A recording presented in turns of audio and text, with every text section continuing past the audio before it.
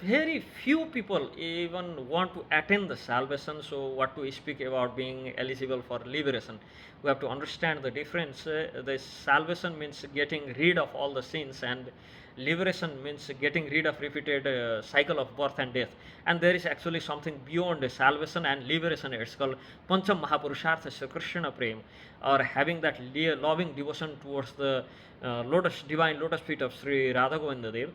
So the question, its question says, how many people might be eligible in this age to attain salvation or liberation. So first, we should understand and is liberation and salvation so same? Actually, there's difference between salvation and liberation, because salvation means it's just getting rid of the sins. We did some sinful activities and getting freed from sinful activities, or that prarabdha, it's called salvation. But to speak about liberation, it's getting rid of repeated birth and death. And when we talk about mukti, then this salvation is to become nispapa, means without any sinful reactions in us. That's salvation. And this getting rid of repeated birth and death, that's called liberation, and that's called mukti.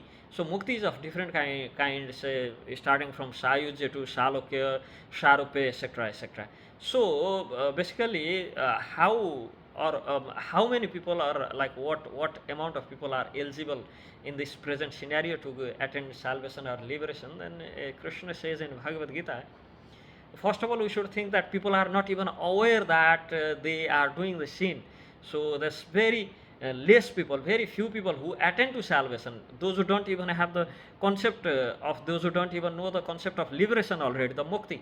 So what we speak about being eligible for the mukti, and Krishna says in Bhagavad Gita, 7th chapter, 3rd slok, Manusyanam sahasresu kaschit yatati siddhe etatam api siddhanam kaschinmam vyati tattvatah. Out of many thousands among the men, one may endeavor for the perfection, and those who have achieved the perfection, hardly one knows that one supreme Sri Krishna in the truth. So first, before this, actually Bhagavan Krishna in first sloka says that, Partha, O son of Partha, son of Pritha, O Partha, how by practicing yoga in full, conscious of me, with mind attached to me, you can know me in full, free from doubt. And after that, he actually says, among the thousands and thousands, millions and millions, one endeavor for that perfection.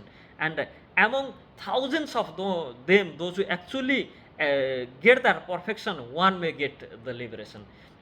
So there are various level of understanding among the individuals, and out of many thousands, only few may be genuinely interested in transcending material pursuit to explore the nature of self and the body and the absolute truth. So most of humanity is preoccupied with the basic animalistic instinct, such as eating and sleeping and defending and mating, with so less inclination towards the spiritual knowledge or the spiritual understanding, or the higher understanding, knowing the higher purpose of life. So the initial 6th chapter in Bhagavad Gita are intended for them, those who are inclined towards transcendental wisdom, the knowledge, seeking to comprehend the self and the super self, or the Paramatma.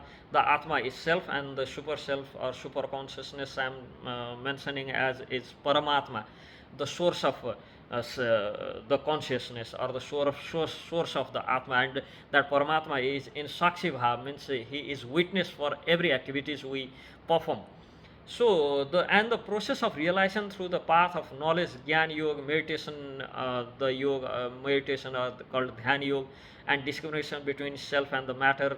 So basically, Bhagavad Gita up to the 6th chapter, initial 6th chapter deals with these things. Our true understanding of the real attainment of Krishna Prem, or Sri Krishna himself, is reserved for those who immersed in thought of attending that prema bhakti, or that loving devotional service, or the real, as Srila Prabhupada mentions, Krishna consciousness, while other spiritual seekers may attain realization of the impersonal Brahma. Grasping Krishna's nature proves quite challenging actually. So, Krishna, the Supreme Personality of Godhead, surpass even the Brahma and Paramatma realization. Yogis and scholars often find themselves perplexed when attempting to comprehend him. Despite the acknowledgement by eminent acharyas like Sripad Shankaracharya, Sripad Ramanujacharya, Sripad Madhvacharya, Sripad Vallabhacharya, Sripad Bhagavan Nimaditya himself, Sripad Vishwanath Chakravarti Thakur, etc., in their Gita commentary or in different commentary of different Puran, and even the commentary of different Upanishads, that Krishna is Supreme Personality of Godhead, that Narayana is the Supreme, still most people often fail to accept Krishna as such. It's due to the inherent difficulty in understanding him, covered by the illusory energy from that Krishna himself. Even with realization of impersonal Brahma, even we realize we are getting, people are having difficulty to fail to accept the Krishna as a supreme. So Krishna is indeed the Supreme Personality of Godhead, as Srimad Bhagavad Gita and prominent Acharya's commentary in Srimad Bhagavad Gita, the origin of all the causes, and the premier Lord Sri Govinda, he is beyond the grasp of actually the atheist and the people with dry sort of arguments and dry just philosophical or logical arguments, or basically those who don't have that seed of devotion in their heart. Although they may claim that the path of devotion is simple, they really struggle to follow it. It's very struggle to follow it, because till the time we didn't get that taste in that devotional service by the mercy of Krishna himself and through the entire parampara and acharya, it's very difficult to follow actually. If bhakti was truly easy, then why would they, the people, they opt out more like arduous and difficult path? In reality, genuine bhakti is not effortless. It's we should put effort in that. The version of bhakti practiced by unauthorized individuals lacking true understanding may seem easy, but when practiced authentically as per shastriya direction, as per the direction of revealed scriptures, to according to prescribed principles, it surpasses speculative philosophies. As Srila Rupa Goswami actually postulates in Bhakti Rasamrita Sindhu, it's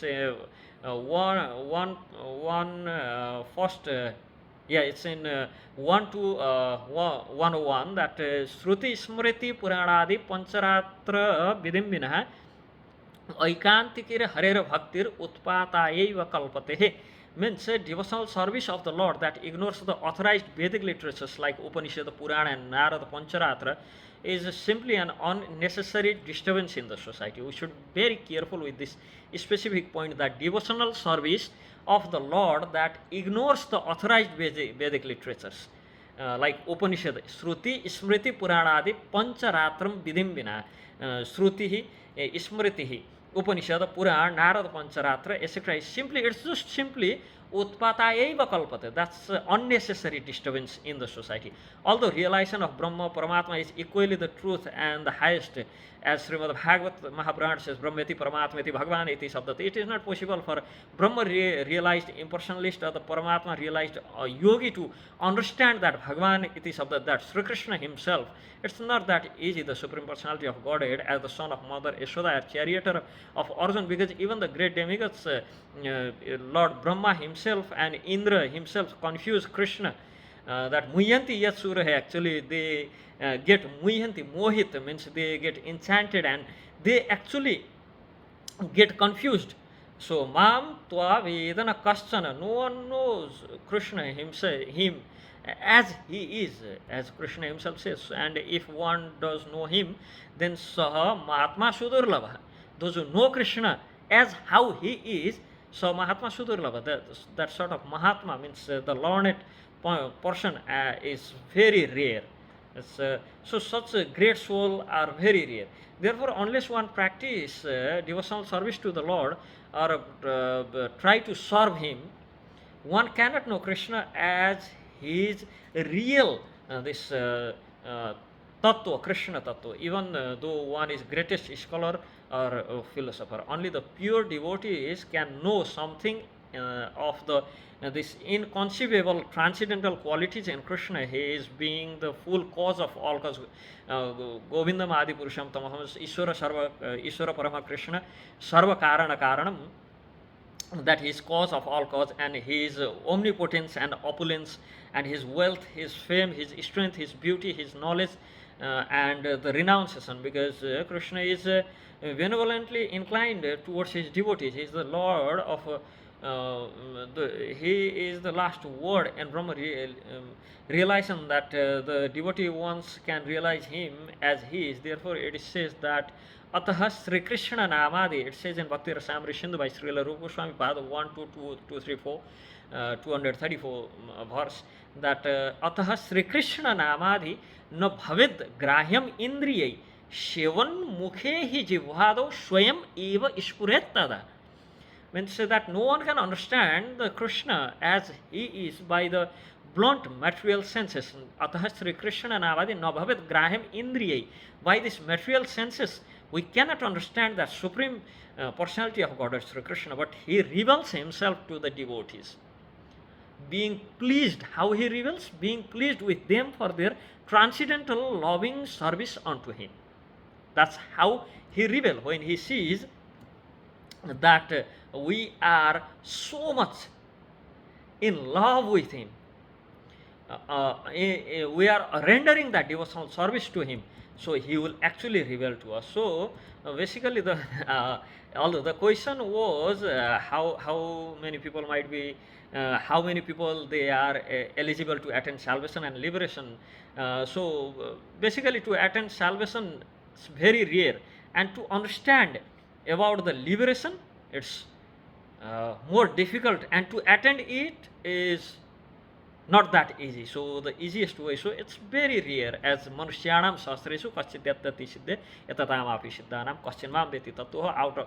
Out of hundreds of thousands among the men, one may endeavor for perfection, and those who have achieved the perfection hardly knows that supreme in truth and attain the liberation. What to talk about the Pancham Mahapurushartha that Sri Krishna Prema is.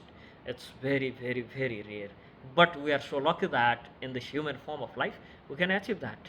That's the luckiest part on our side. Hare Krishna.